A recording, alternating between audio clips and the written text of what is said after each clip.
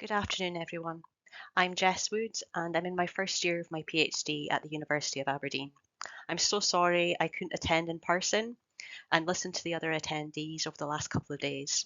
All the other contributions looked really inspiring. In this short presentation, I hope to provide you with an overview of a public engagement event that was held in North Uist in the Outer Hebrides last summer. The event explored traditional folk healing practices and incorporated a healing well pilgrimage and how this opened up the potential therapeutic landscape and the possibilities of what we can learn from folk traditions to inform our future relations with place and perceptions of health.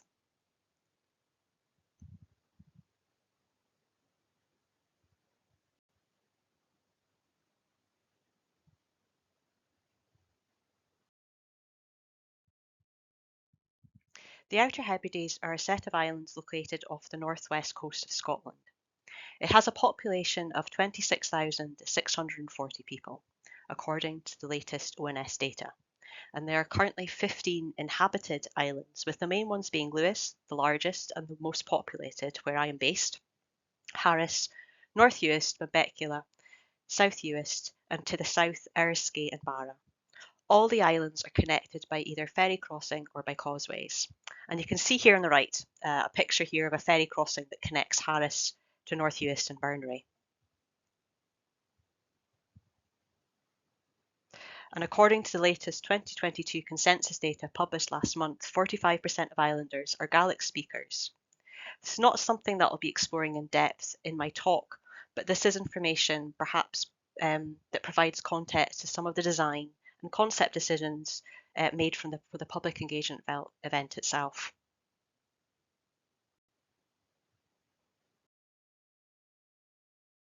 So the Healing Well event, as it was dubbed, came to fruition from a long-standing relationship I have with the North Uist Historical Society, known in Gaelic as Comunechtarí Uistantus.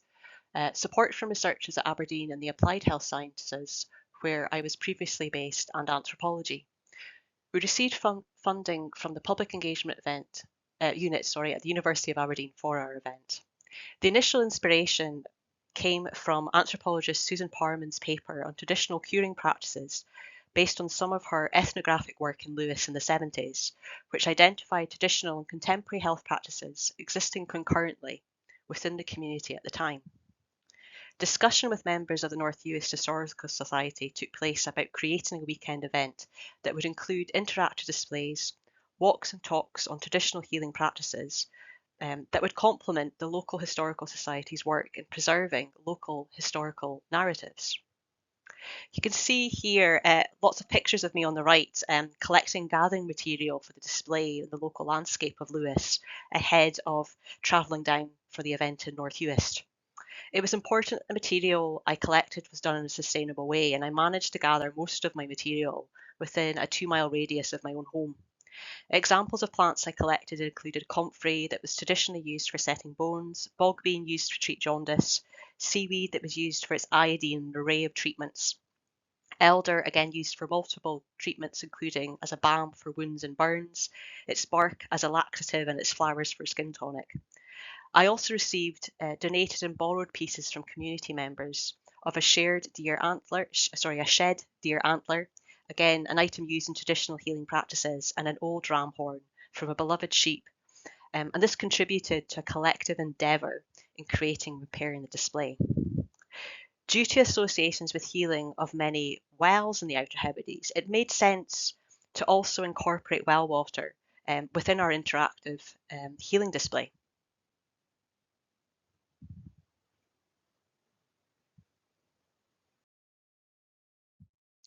At this point, it's perhaps useful to provide a very brief overview of the history of holy wells and springs in the Outer Hebrides. Those familiar with Finlay MacLeod, a historian who was based in the Outer Hebrides, will no doubt find some of this information familiar as it draws from his wonderful book, Healing Wells of the Western Isles. Like many other regions of Scotland, and indeed it still is the case in the Republic of Ireland, a well was usually associated with a particular saint, although reverence of a particular well may predate a saint's connection, while the names of springs in the Hebrides appear to be attached to places and topographical features. Many wells and springs were associated with healing of specific ailments, and the curative power of wells and springs was not restricted to physical ailments, but was also said to alleviate, or some were said to alleviate, certain mental health related illnesses as well. Ritual was an important aspect to well and spring visitations, and while visitations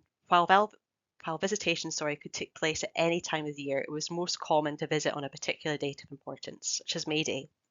Crossing a stream or walking around a well for a specified number of times, generally 3 times in the direction of the sun, was probably the most consistent ritualistic aspect, and approach was often in early morning in silence to the well and back.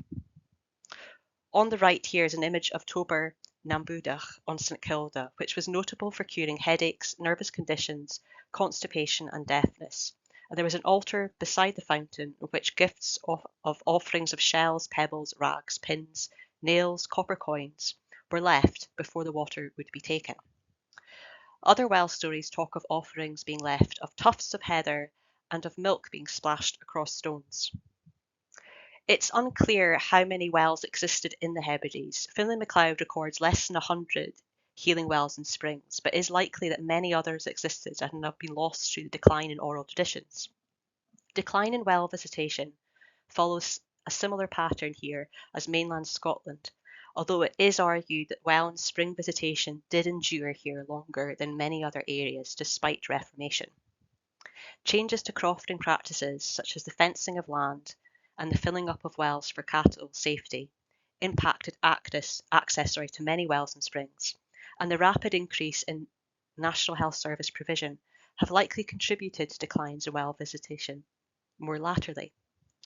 Today, well visitations in the Hebrides is not widespread, and those that do visit wells are most likely to do this based on an interest in local histories.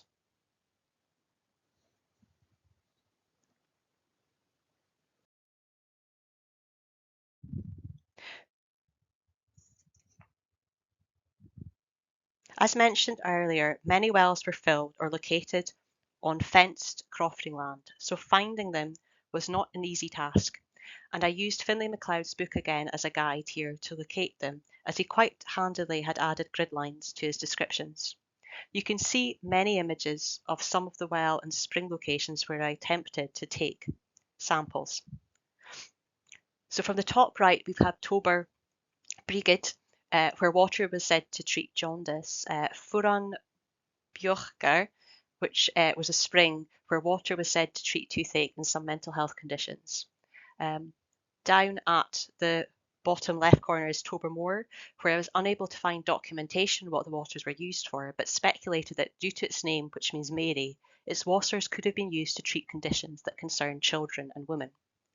And finally, while trying to locate Toberick Thomas, I could only find empty glass bottles on the moorland seen here on the left, top left, which was interesting as Finlay MacLeod actually noted that for this well, those that were ill in hospital often craved water from it, and family or neighbours would then visit the well and bring some bottled water to them in hospital. MacLeod also noted that for this well, it was said to move if a cow defecated near it, which led to more speculation on my part as to why I couldn't initially find it.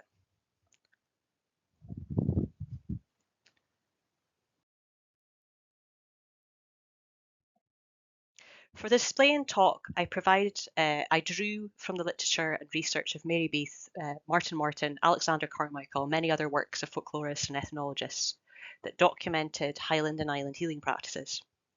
The interactive display of plants, water, animal, and mineral material associated with healing are shown here, separated over 2 tables in the North Uist Historical Society's community room, located in the village of Carnish in North Uist.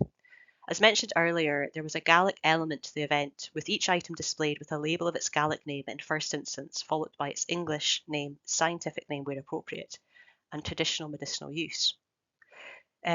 This was provided on the other side of the label, so encouraging attendees to attempt to pronounce the Gaelic names in first instance. It was important to include Gaelic due to the significance of Gaelic culture in the Hebrides and the local historical society's role in the community in promoting its use. Community members of all ages were invited to interact with the display, smell, touch the items, and also bring in their own artifacts and share stories of community and family traditional well-being and healing practices. It was really interesting hearing people's stories and exploring together how past practices may have contributed to contemporary healing treatments today.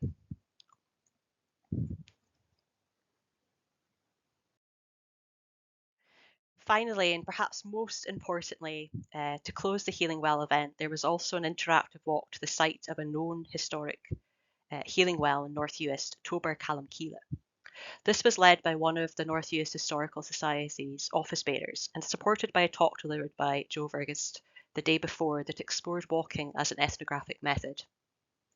Organising the walk itself involved negotiations with the landowner to get initial permission to access the site, drawing on Celeste Ray's work exploring holy wells in the Republic of Ireland. A walk was developed that incorporated stations to create a type of pilgrimage to the well site, which included the close-by sites of the Chapel of Calamkeela, now under the Clackensan Cemetery, Drum na Croce, a sanctuary stone no longer present on the ridge just above the chapel site, and the Celtic priest stone, shown here on the left. As part of the walk, participants were given notepads and were invited to consider what else was happening within the landscape around them, listening to the sounds of birds, etc., and to look for mackerel flowers and document these if they chose to, and their thoughts and feelings as well. Sadly, the well that had been filled in, but the stone was still visible. Some of us, as a final part of the walk, enacted the well visitation practice of walking around the well 3 times, sunwise.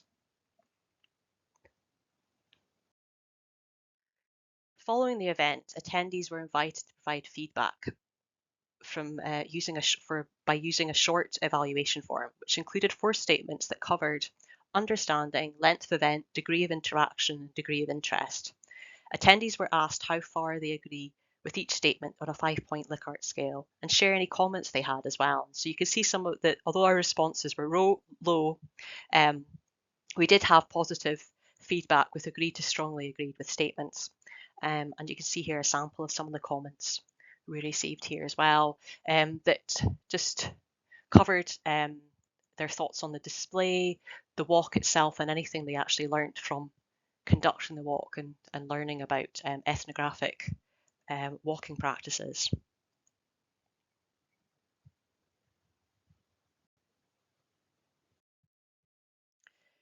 So finally, a number of legacies and outcomes have unfolded since this event. The landowner of the site where the Tober Calamkeela is located has voiced interest in creating some markings for the well site, such as road signage and also some sort of engraving by the stone of the original site. And I have since been requested to run the event again at 2 other common estuaries, historical societies based here in Lewis. Journeying through the land and visiting specific places in the walk fostered what Arneson and colleagues of Woking Heidegger refer to as gathering relations together, and how a broad meaning of landscape can be embedded in existing patterns of perception, where exploration of place-based historical healing practices in a relational framework can enable and support relations between human and non-human and past and present, or a multi-temporal approach. When considering the complex narratives of healing and how these are intertwined with the past and in place, a concept I find particularly useful is that proposed by Will Gessler of the therapeutic landscape. Gessler builds on his concept of landscape, that far from being a physical location, these are also places that also reveal human values instilled with symbolic meaning, and using a therapeutic landscape framework enables different layers of overlapping meaning to be explored, where a place may no longer be simply a location, but a site imbued with experience and meaning. Knowledge to date on traditional healing practices in the Outer Hebrides has focused on documenting native ways of life and cosmologies that have yet explored and captured the day-to-day relationships and interactions with landscape. And through the Healing Well event, Legacies, I hope I have shown the possibilities of how collaborative methodologies could potentially foster local guardianship and awareness that could also support future climate initiatives. So I just wanted to say thank you to my funders, to the North Youth Historical Society, and finally I'd also like to thank Celeste and colleagues for all their help and support for arranging me to be able to join in some form the session today. Thank you.